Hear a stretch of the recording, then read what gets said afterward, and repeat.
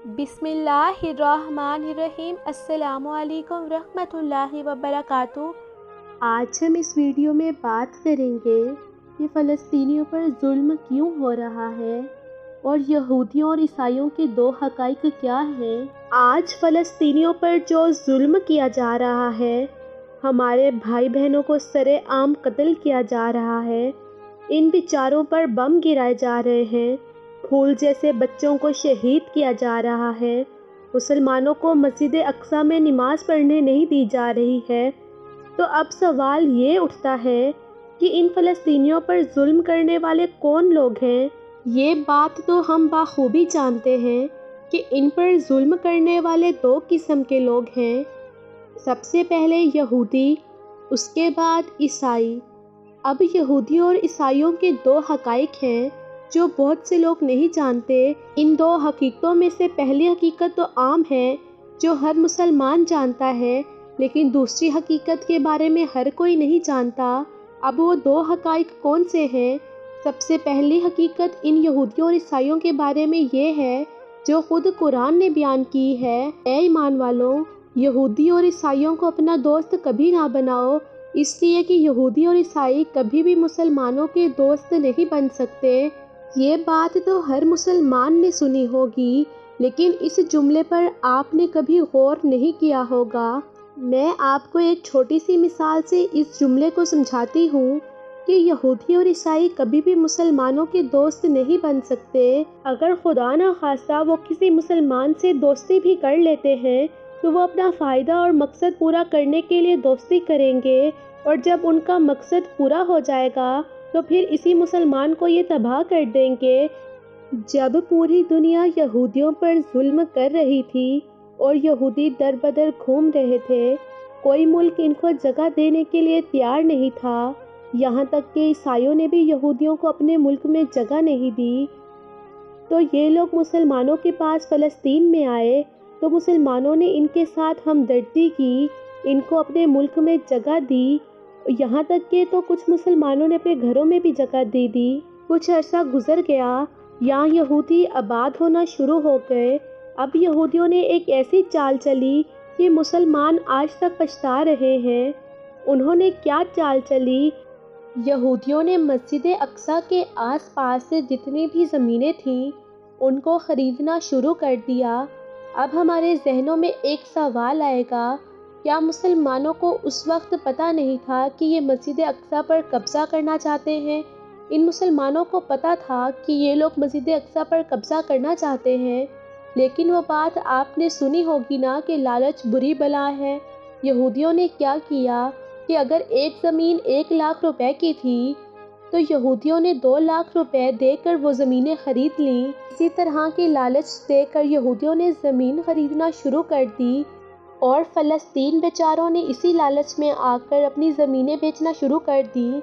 तो जब यहूदियों का मकसद पूरा हो गया, वो लोग मजबूत हो गए, तो उन्होंने अब मुसलमानों पर जुल्म करना शुरू कर दिए, मुसलमानों को फ़लस्तीन से निकालना शुरू कर दिया। आपको उस जुमले का मतलब समझ में आ गया होगा कि यहूदी और ईसाई कभी भी मुसलमानों के दोस्त नहीं बन सकते। अब ईसाइयों की मिसाल ले लें कि अफ़गानिस्तान पर हमला करने वाले कौन थे? क्या हिंदू थे, चीनी थे या मुसलमान थे? अफ़गानिस्तान पर हमला करने वाले यही ईसाई थे। ईसाइयों से मुराद अमेरिका वाले थे। इराक़ की मिसाल ले लें, इराक़ पर हमला करने वाले कौन थे? यही ईसाई थे, अमेरिका वाले। अच्छा, इस तरह हिंदुस्तान की तारीख़ उठाकर देख लें, जो पाकिस्तान के साथ लगता है हिंदुस्तान, उसकी तारीख़ उठाकर देख लें, उन पर हमला करने वाले कौन थे? क्या मुसलमान थे या अफ़गानी थे या ईरानी थे या इराक़ी थे? कौन थे इन पर हमला करने वाले? इन पर हमला करने वाले बरतानिया थे। बरतानिया वाले कौन हैं? ईसाई हैं। तो खैर, इन दो मिसालों से आपको इस जुमले का मतलब समझ में आ गया होगा कि यहूदी और ईसाई कभी भी मुसलमानों के दोस्त नहीं बन सकते। ये तो पहली हकीकत थी जो हर बंदा जानता है। अब दूसरी हकीकत क्या है जो हर बंदा नहीं जानता, बल्कि 100 में से 99% लोग इस हकीकत के बारे में नहीं जानते। वो हकीकत क्या है?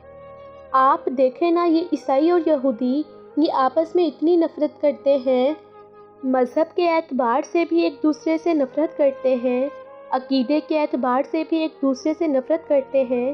اب یہ نفرت کس طرح کرتے ہیں؟ قرآن میں ہے، یہودی عیسائیوں سے کہتے ہیں کہ تم لوگوں کا کوئی مذہب نہیں، کوئی بنیاد نہیں، کوئی حقیقت نہیں، تم لوگ جھوٹے ہو، اپنی طرف سے دین بنا دیا ہے۔ اور آگے سے عیسائی یہودیوں سے کیا کہتے ہیں؟ عیسائی یہودیوں سے کہتے ہیں کہ تم لوگ جھوٹے ہو، تمہارا کوئی مذہب نہیں، کوئی بنیاد نہیں، تم نے اپنی طرف سے دین بنا دیا ہے۔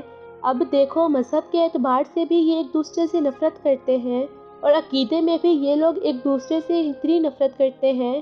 عیسائیوں کا ایک عقیدہ ہے، وہ لوگ عیسیٰ علیہ السلام کو نعوذ باللہ اللہ تعالیٰ کا بیٹا مانتے ہیں، اور بعض عیسائی تو حضرت عیسیٰ علیہ السلام کو اللہ تعالیٰ مانتے ہیں، نعوذ باللہ، کہ عیسیٰ علیہ السلام خدا ہیں۔ اب یہودیوں کا عقیدہ سنیں۔ یہودی کہتے ہیں کہ عیسیٰ علیہ السلام تو حلال کا بیٹا ہی نہیں ہے، نعوذ باللہ، نعوذ باللہ، یہ یہودیوں کا عقیدہ ہے۔ اب آپ لوگ خود سوچئے کہ یہ لوگ آپس میں کتنا بغض رکھتے ہیں۔ اچھا، پھر یہودیوں نے حضرت عیسیٰ علیہ السلام کو قتل کرنا چاہا، انہوں نے اپنی پوری قوت کے ساتھ حضرت عیسیٰ علیہ السلام کو گھیر لیا، تو اللہ تعالیٰ نے حضرت عیسیٰ علیہ السلام کی شکل ایک حواری کو دے دی، اور عیسیٰ علیہ السلام کو زندہ آسمانوں پہ اٹھا لیا۔ اور جب یہودی اندر گھر میں داخل ہوئے تو انہوں نے اس حواری کو پکڑا، کیونکہ اللہ تعالیٰ نے حضرت عیسیٰ علیہ السلام کی شکل اس حواری کو دے دی تھی، تو ان یہودیوں نے اس حواری کو قتل کر دیا، اور حضرت عیسیٰ علیہ السلام تو آسمانوں پہ جا چکے تھے۔